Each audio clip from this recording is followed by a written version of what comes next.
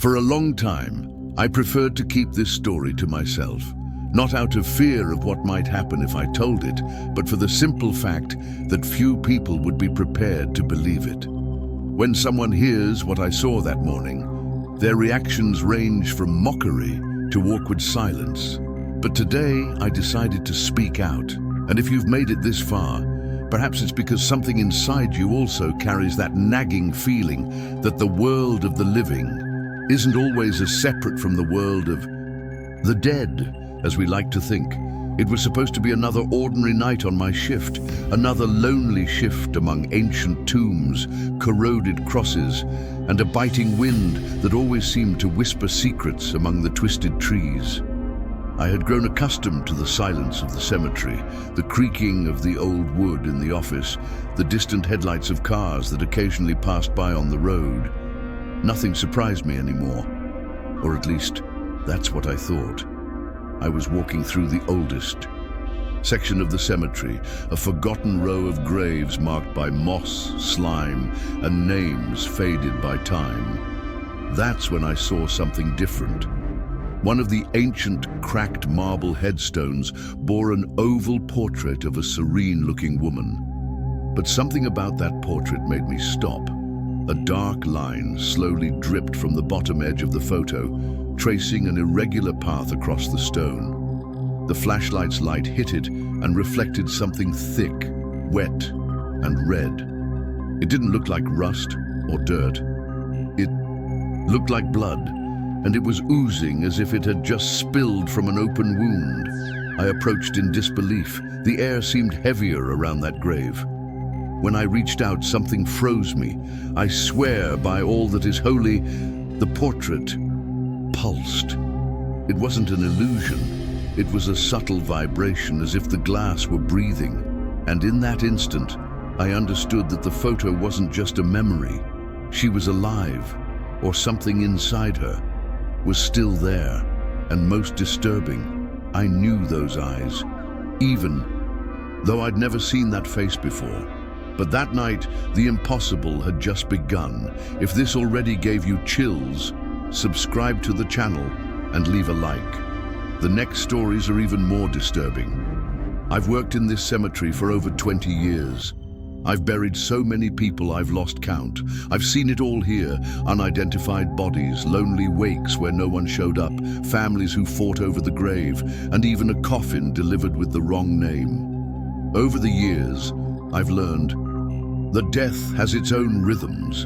It doesn't warn, it doesn't explain, and often it doesn't respect. At first, I thought the silence of the early morning was a gift. Today, I know that silence can hide more than we imagine. My name is Frank Matson, and I'm the only gravedigger in Green Hollow County, a small forgotten town in rural Ohio. Most people here know me by sight, but almost no one knows my name. Some even avoid passing me at the grocery store. They say I bring bad luck. Others have called me friend of the dead, as if it were funny.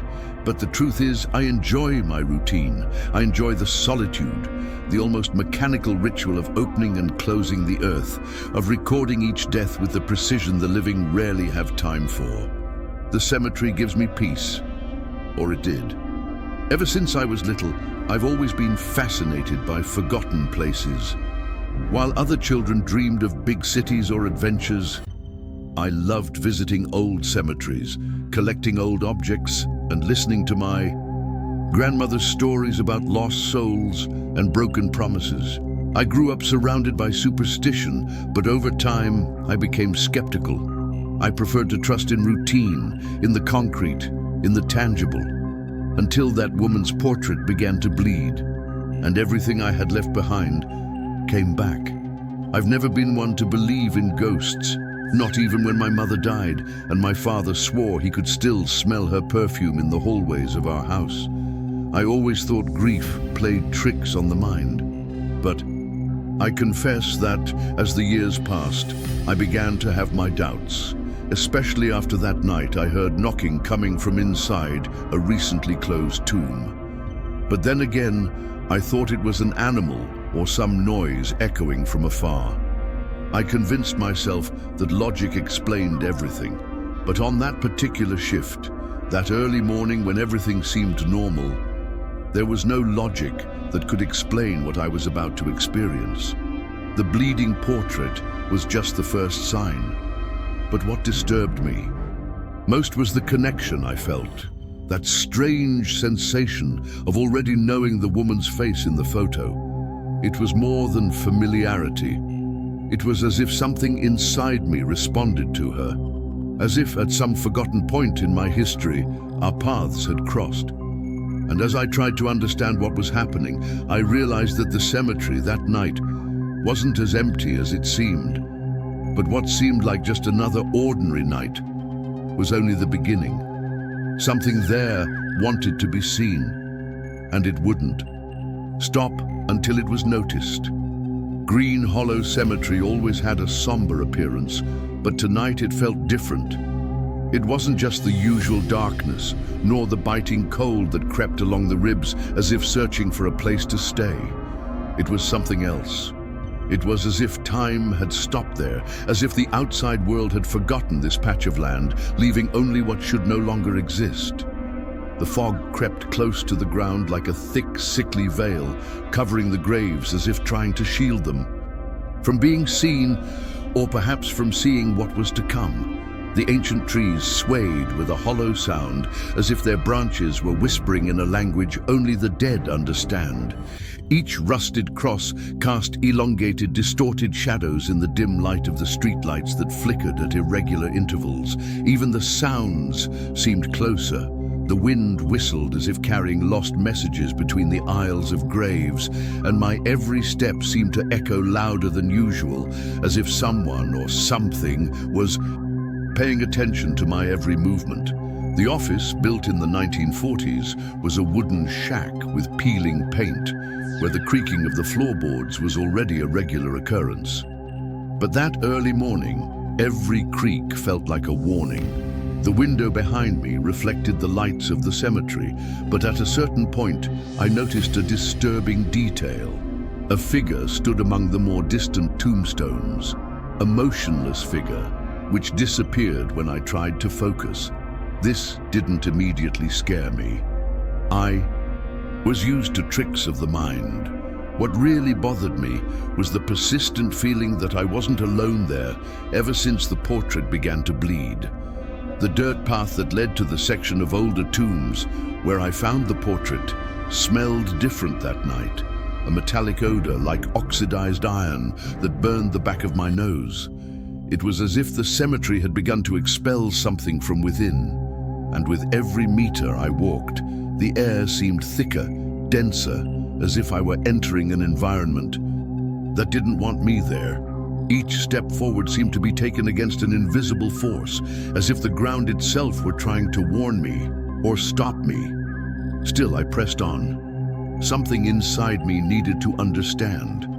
I knew that place held more than just ancient graves, but I never imagined that what came next would not only confirm this, but also reveal a detail that would make me question reality itself.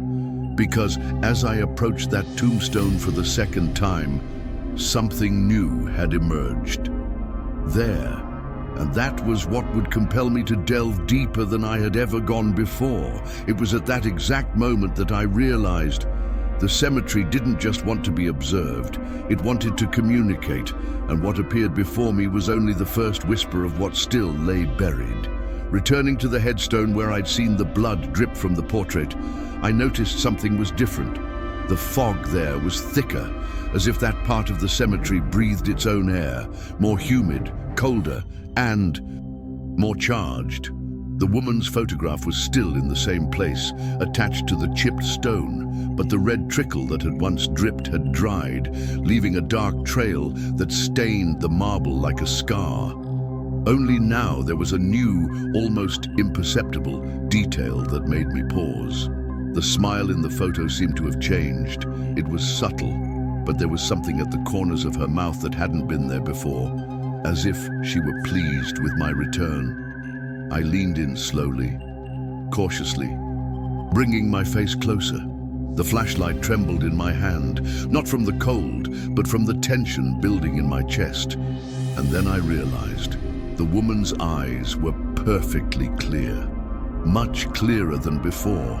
While the entire portrait remained aged, faded, and worn by time, her eyes were clear, vivid, almost human. It froze me inside, eyes that seemed to see me, recognize me. I couldn't look away. I stood there, mesmerized by that silent, oppressive presence gathering around me. Suddenly, a drop fell, not from the rain, the sky was clear, but from the top of the frame. A dry, dense, wet sound. When I aimed the flashlight at the exact spot, I saw a new red drop dripping from the top of the portrait, as if time had turned back. But there was something even more bizarre. The blood wasn't flowing downward, it was rising slowly against gravity. And there, for the first time in my life, my body completely froze. It made no sense. Nothing there obeyed natural laws. I dealt with tense wakes, emotional outbursts, family delusions, but never with anything that defied the physical logic of reality.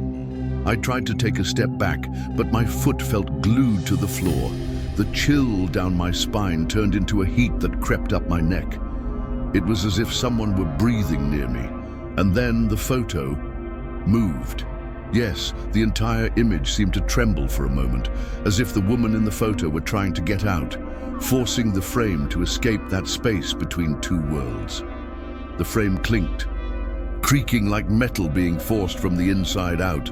That's when I finally managed to pull away.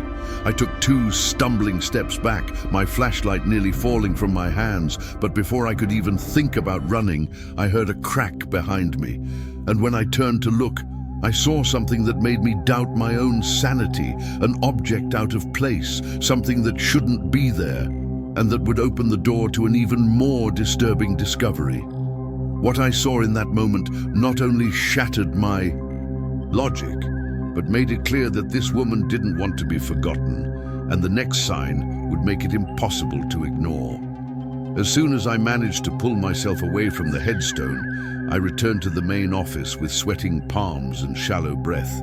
My boots felt heavy, as if each step was being pulled back by an invisible force. When I finally entered the room, I locked the door with 2 turns of the key and turned on all the lights at once. I sat in the wooden chair with my heart racing, trying to rationally comprehend what had just happened.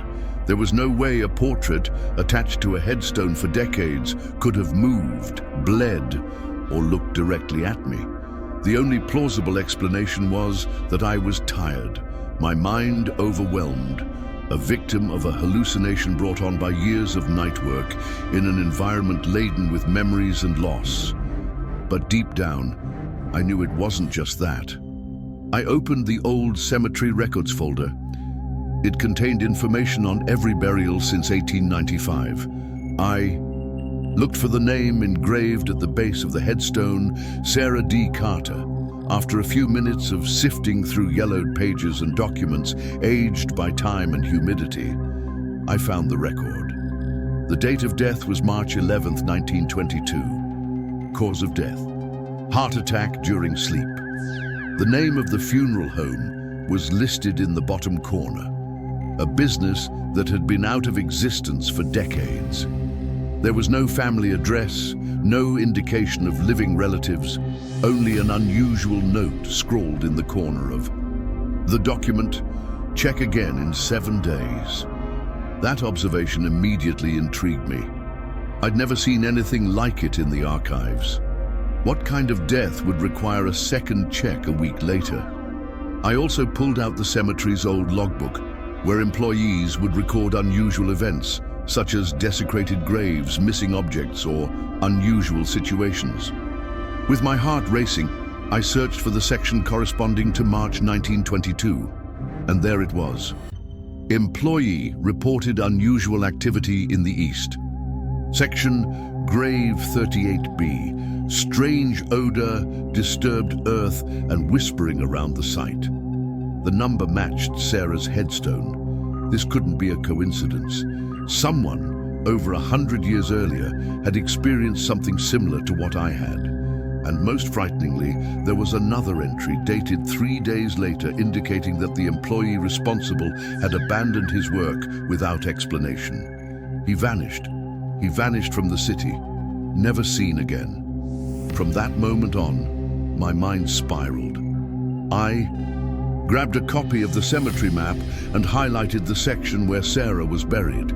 I realized that this section was isolated, slightly inclined, and positioned where the sun barely reached during the day. Many of the surrounding graves were unmarked or completely abandoned. It was as if this corner had been purposely forgotten or reserved for something no one else wanted to touch. And I, by chance, or perhaps by calling, had gone straight there.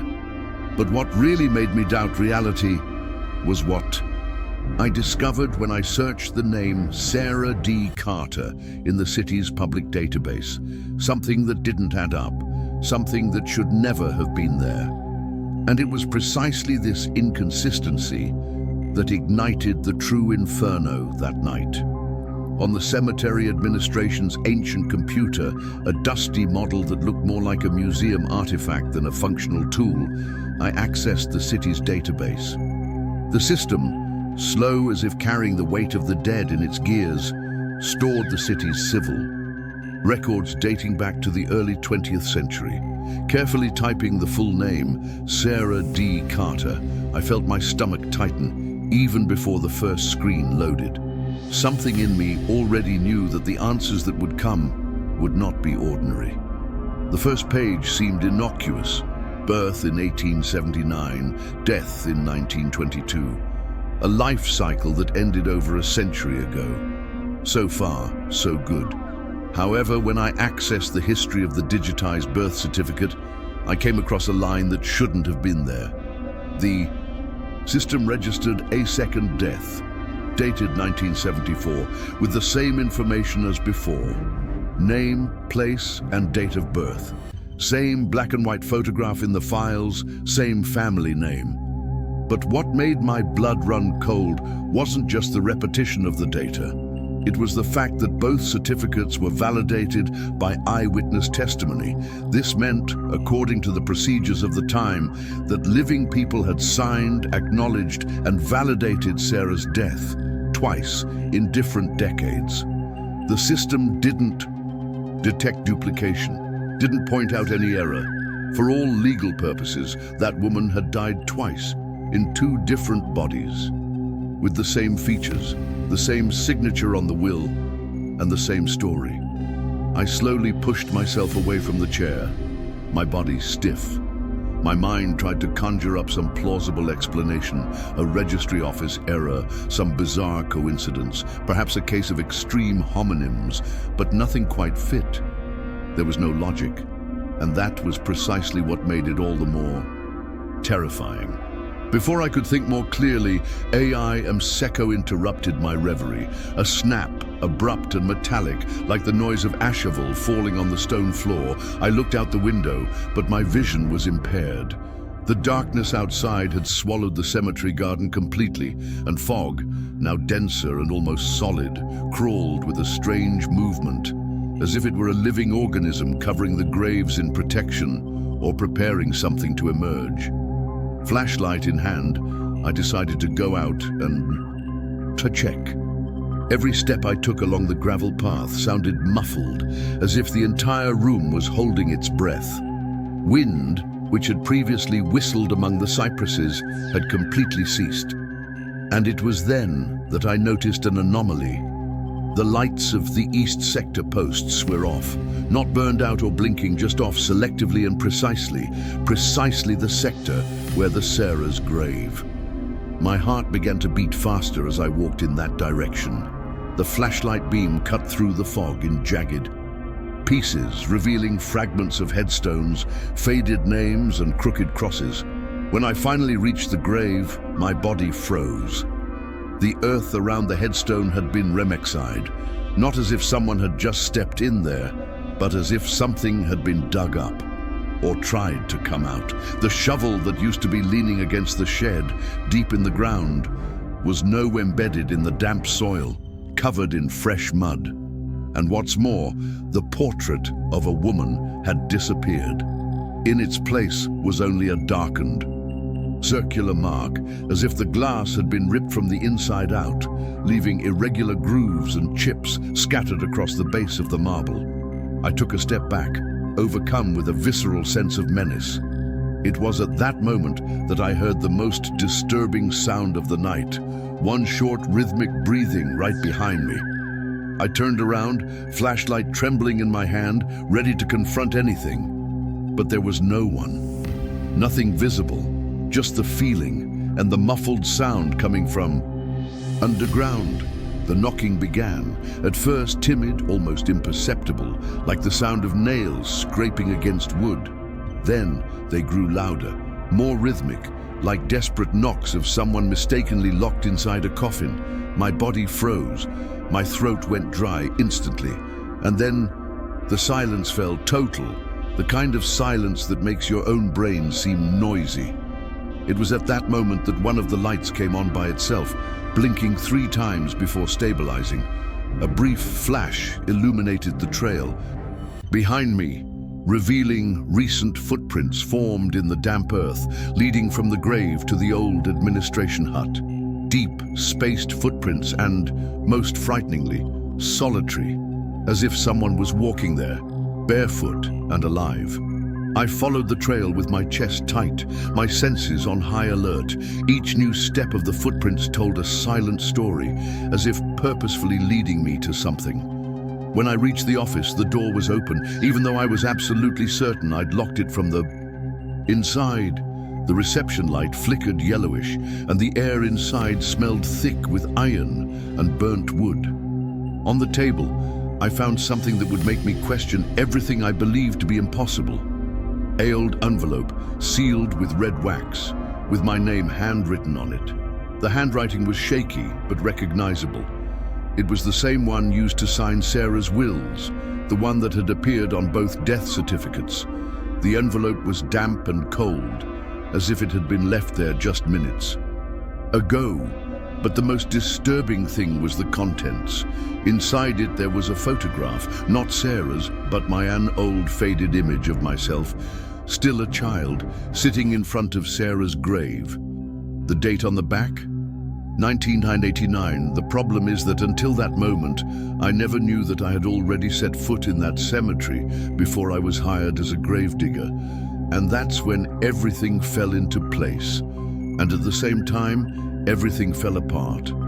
I wasn't just dealing with the return of a restless soul. I was connected to it in some way I couldn't yet understand. I was part of that story long before I became a gravedigger. And now, what was buried didn't just want to be remembered. It wanted remind me. And what would happen in the following hours would transform what until then seemed like just an isolated, supernatural incident into a terrifying discovery about my own origins. Because the real secret wasn't in the tombs, it was inside me. And the next revelation would not only confirm this, it would also force me to decide between fleeing or accepting the call of the dead. After that last sense of presence, I returned to the office in a state of near shock. I slammed the door shut, locked the windows with trembling hands, and turned off the lights as if that could keep the real darkness from entering. I leaned against the moldy wooden wall, feeling a cold sweat trickle down the back of my neck, as if I were hiding from something shapeless and soundless, yet leaving its mark on the air. It wasn't just physical fear. What was gripping me was something deeper, more subtle, as if an ancient presence were trying to infiltrate where no body can reach. It was as if an energy from the depths of time had finally found me and was trying to open a crack within my mind. I sat in the chair, breathing heavily, my eyes fixed on the wall in front of me, but without really seeing anything. Everything seemed distant, as if I were only half there. I didn't even notice the exact moment when exhaustion overcame tension. I blacked out. I don't know how long I slept, maybe minutes, maybe hours. But when I woke, I was no longer in that cold office. I was inside an old house, The walls around me were dark wood, and the furniture was Victorian in style, all covered in a fine layer of dust. The smell in the air was sweet, thick, almost suffocating. An old, heavy perfume, the kind women of decades past used to wear, and which lingers even after death, impregnated in the objects they leave. Behind, I looked around. The place was completely unfamiliar, and yet strangely familiar. In the living room, an oval mirror hung between two dingy curtains. The image reflected there seemed slightly out of focus, as if the glass were tired of reflecting so many memories. Beside the mirror, a small table. On top of it, an antique silver picture frame. I approached, driven by a mixture of curiosity and terror, and when I looked at the photo, my body froze. It was the woman on the tombstone. Sarah, the same face, the same eyes, but now there was a different smile, a bigger one, as if mocking my surprise. And before I could flinch, the woman's eyes blinked. Clearly, deliberately. For me. I woke with a start, my heart racing and my face drenched in sweat. Back in the office, everything seemed to be in its place, but the feeling of being watched still lingered in the air like a shapeless shadow. I struggled to my feet, trying to convince myself it had just been a nightmare. But then I noticed a detail that made my spine stiffen. One of the filing cabinet drawers was half open. I was sure I had closed everything before I fell asleep.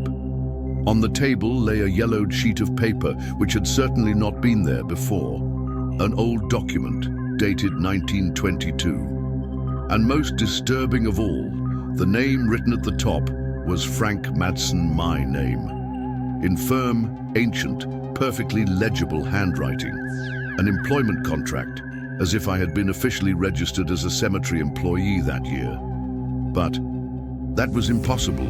I was born in 1971. How could my name appear on a document dated almost 50 years before my birth? The document was legitimate. The City Hall seal, the signature of a director from the time, and a handwritten note at the bottom, return confirmed, reinstated to the cycle. My mind began to spin. I tried to find a rational explanation, but all logic seemed to fail in the face of this absurdity. It was in this state of confusion that the visions began to return. Even awake, I began to notice movement through the windows, figures gliding among the tombs. The shadows seemed to lengthen and contort, always looking in my direction, as if they were slowly surrounding me. The old telephone on the wall began to ring. A high-pitched, piercing sound, impossible to ignore, but that line was deactivated for over a decade. I answered with trembling hands, and on the other end, silence, just a breath, and then a female voice whispering with frightening clarity. You promised me. You said you would come back." I dropped the phone immediately, as if it were burning my skin. I ran to the door, opened it, screaming, begging for help, even though I knew no one was around. I went through the side gate and tried to run in the opposite direction of Sarah's grave, but no matter which way I went, the cemetery folded in on itself. Every turn led to the same place. It was as if I were trapped in a labyrinth, built not of walls, but of memories. As if that piece of land had abandoned the logic of space and was being controlled by another force. I began to lose track of time. The moon seemed to stand still in the sky. The office clock had stopped, and the cold wasn't normal. It seemed to emanate from deep within the earth, as if each grave was emitting its own temperature, and yet no matter how much my body screamed for escape, there was something pulling me back. For Sarah, as if my story were intertwined with hers by an invisible and inevitable thread. A few hours later, as if guided by a force not my own, I returned to the grave. The earth, once disturbed, was now undisturbed. No sign of the shovel, no trace of movement. But beside the headstone, partially covered by dry leaves, I found something that made my legs go weak. It was a silver reliquary, open, with 2 photographs inside. One was a picture of Sarah, already known. The other was mine. There was no doubt about it. It was a photo from my childhood. Me, no more than 8 years old, wearing a dark coat and hat, sitting on a stone bench exactly in front of that grave.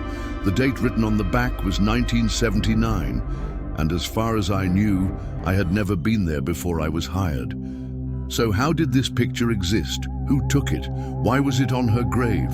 The terror wasn't just in what I saw, it was in the deep sense that was not new, it was old. It was part of a cycle that had repeated itself before, and somehow I had already been there, maybe not as a gravedigger, maybe not as an adult, but somehow my story with that woman hadn't started now. It was just starting over.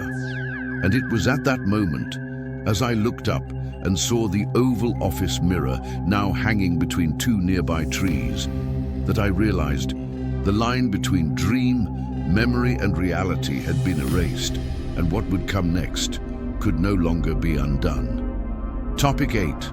Discovering the Buried Secret, 500 words. I returned to Sarah's grave as if being pulled by an invisible but intensely determined force. It wasn't a logical choice. It wasn't a rational decision made after considering the risks or the consequences. It was as if something inside me, something very old, perhaps forgotten, was finally awakening.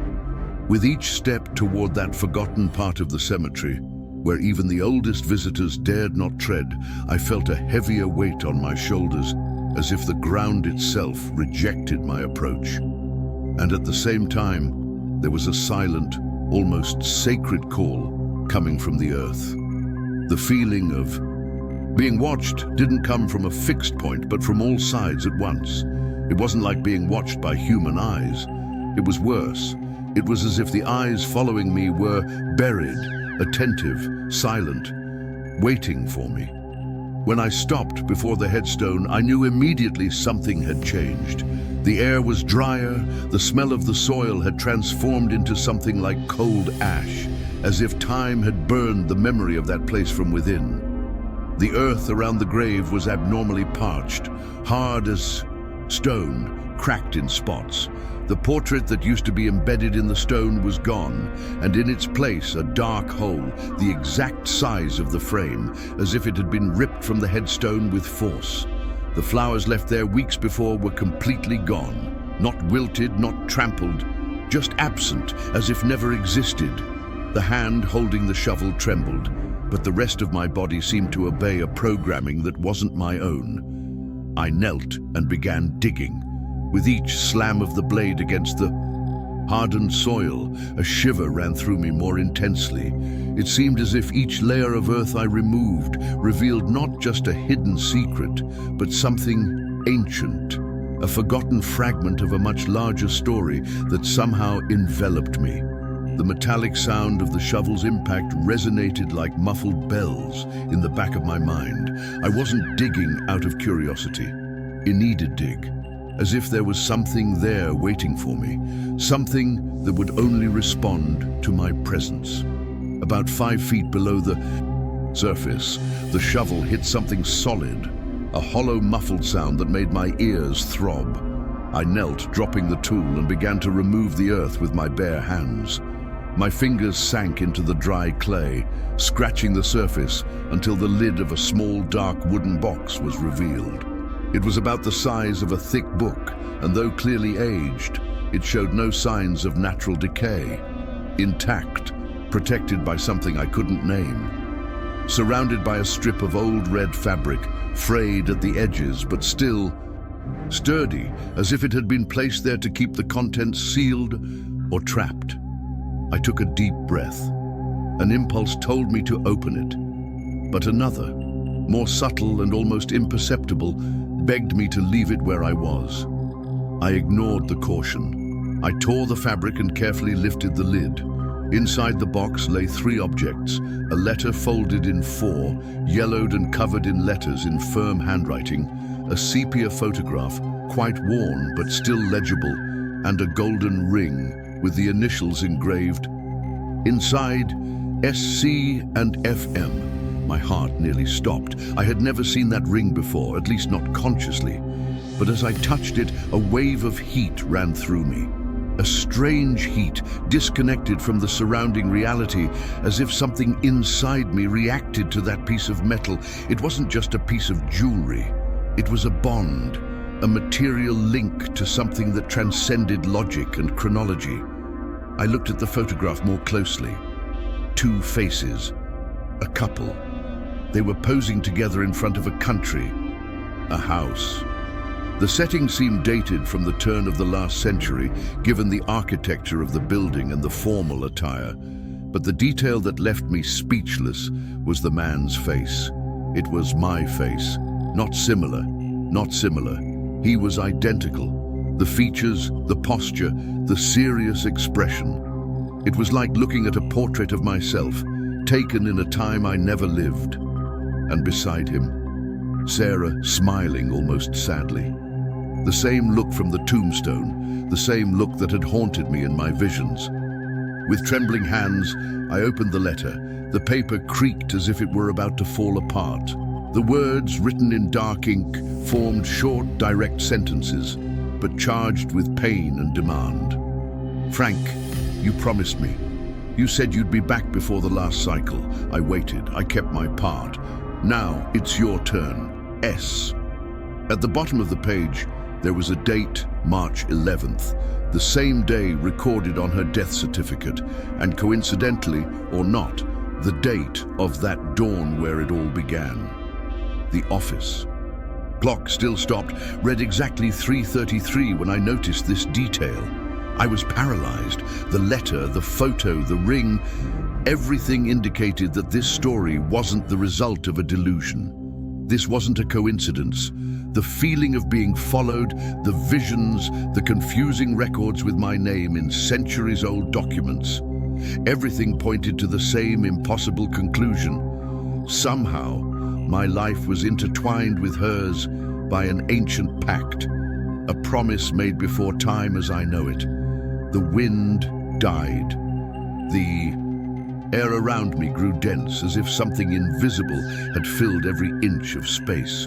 And then a presence, not a vision, not a figure, but a real, living, ancient presence sitting beside me.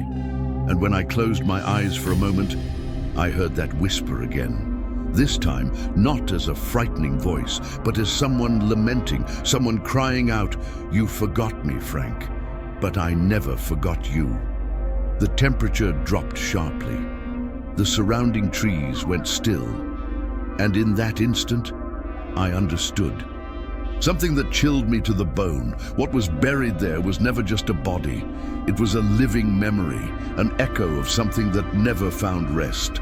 And I was the key to freeing or trapping it all once again. After reading that letter and seeing with my own eyes the ring with my initials engraved next to the name of a woman who had been dead for over a century, something inside me began to fracture. It was as if reality, what I believed to be solid, logical, and safe, began to melt from within, like wax slowly dripping from an unlit candle. I walked away from the grave, leaving the box open on the disturbed earth, and began to walk in circles, aimlessly, like someone trying to wake from a nightmare, but realizing they're already awake. The air became dense, almost unbreathable.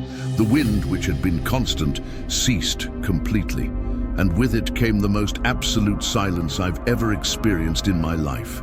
It was in this silence that the sounds began, not as external noises, but as internal voices whispered inside my head.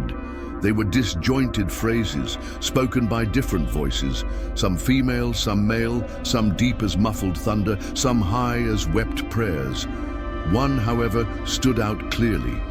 Sarah's voice. It was unmistakable, and she repeated the same phrase like an unbearable echo.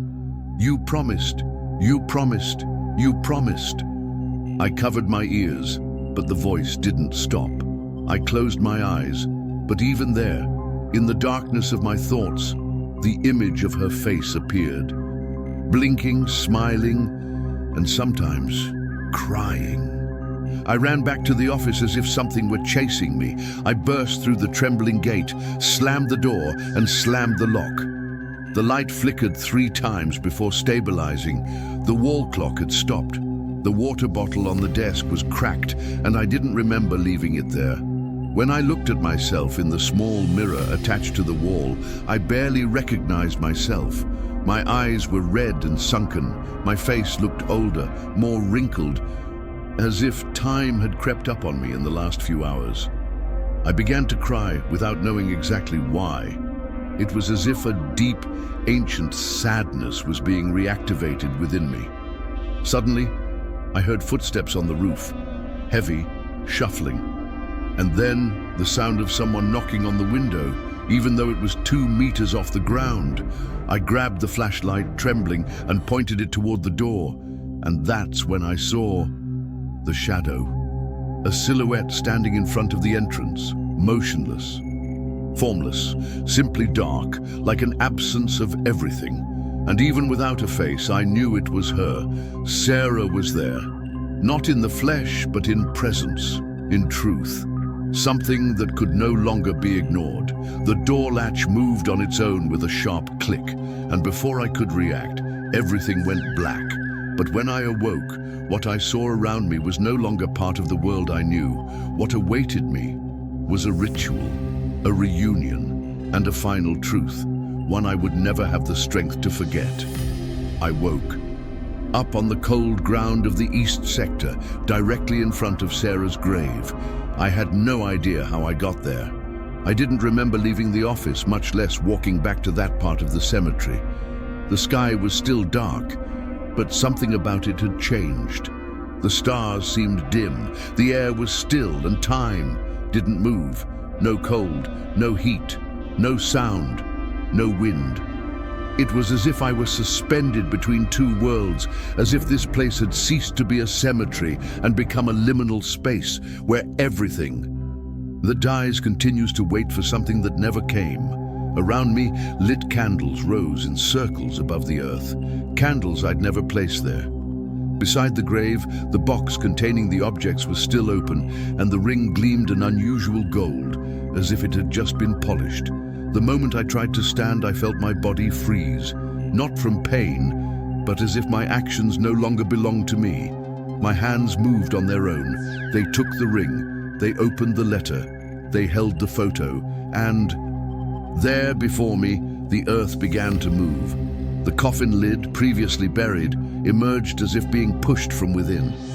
In slow motion, it opened, and what I saw there took my breath away. It wasn't a skeleton. It wasn't decay. It was a body, preserved, intact. Sarah's face looked freshly asleep, her eyes closed and a faint smile on her lips. But as I approached, her eyes opened, slowly, like someone waking from a deep sleep. And she looked at me, as if she'd been waiting for this moment for 100 years.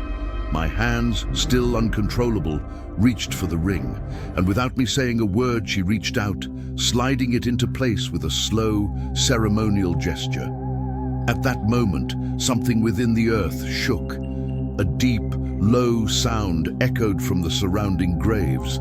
The candles began to extinguish one by one, and Sarah's voice, now audible, was no longer a whisper. It spoke with frightening clarity. "Now we are complete. The cycle is complete." And then, with an almost loving gesture, she cupped my face, and for the first time I felt warmth coming from her, a strange warmth, familiar, but charged with something other than this world. The exact moment her skin touched mine, a flash blinded me, and when I could see again, everything around me was different. The headstones had shifted, the sky was red, and my name was now engraved next to hers in the stone. But the most disturbing thing wasn't seeing my name there. It was realizing I could no longer feel my body. And that Somehow I was still there, watching, breathing, trapped, and what awaited me in this new existence among the dead was something not even the living would dare to imagine. When I regained consciousness for the second time, it was already morning. The first rays of sunlight were piercing the mist, revealing the cemetery landscape as if nothing had happened. Sarah's grave was intact, the portrait back in its frame, clean, dry, still. No blood, no cracks, no hint that that night had been real. The wooden box was gone, the candles were gone. The ring, the letter, the preserved body, everything had vanished like mist evaporating in the morning heat. I returned to the office dazed, my clothes soiled with dirt and my feet bare. My wristwatch had stopped at 3:33, the same time I heard the first whisper coming from the grave. For the rest of the day, I avoided any attempt to explain what had happened to anyone. And even if I had tried, who would have believed me? I decided to check the security. Cameras installed at the main gate, but the files from that night were corrupted. All the footage disappeared between 2:17 a.m. and 4:04 a.m. That's exactly the time it all happened. There was just one detail, a single frozen frame at the beginning of the file. The image showed the cemetery entrance empty, but in the corner of the screen, barely visible, a female figure watched from a distance. Her face hidden, her hands folded, her posture calm. I zoomed in, and even in low resolution, I knew it. It was her. In the days that followed, I tried to continue with my routine. Burials, wakes, grave maintenance, updating the records. But everything seemed different. I felt something inside me had changed. I began noticing figures more frequently, voices in the distance, and a strange sense of déjà vu whenever someone new was buried in the eastern section, as if I knew what was coming before it even happened. A week later, while checking one of the old graves, I found something discreetly carved. Into the side of a nearby headstone, my name, engraved in the same handwriting as the letter. It hadn't been there before. And yet, it felt old, very old. Since that dawn, I've never been the same. But the truth is, I'm still here, alive, maybe, present, definitely. And if you think this all ends here, then you still don't understand what it truly means to promise something to someone on the other side. If you've made it this far, it's because some part of this story touched something deep. Inside you, maybe you felt the same chill I felt that night. Maybe you've heard something inexplicable amidst the silence, or felt someone or something watching you when you thought you were alone. And if this story seemed too impossible for you, then I recommend you pay attention to what's to come, because what I'm going to tell you in the next episode happened to a colleague of mine, another gravedigger. And what he experienced that rainy night was as disturbing, if not more so, than anything you've heard so far. During a seemingly ordinary funeral, he found a letter hidden among the deceased's clothes. At first, he thought it was a farewell to the family, until he realized the letter's recipient was not of this world.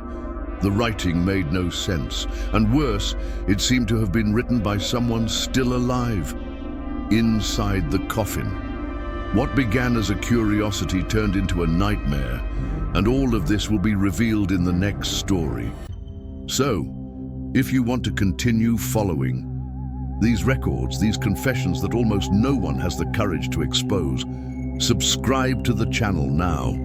Here, every story is real. Every detail comes from inside cemeteries, from morgue corridors, from voices echoing in the darkness. And I guarantee you, the more you listen, the more you'll realize there are buried truths that shouldn't be unearthed. Click now for the next episode. I'll be waiting for you there, with another story no one had the courage to tell. Until then, beware. Of silence, it listens more than you think.